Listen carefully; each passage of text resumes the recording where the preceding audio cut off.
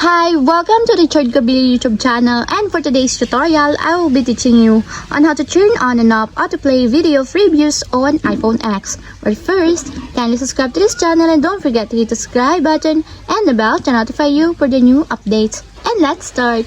Using your iPhone X, from your home screen first, go to Settings.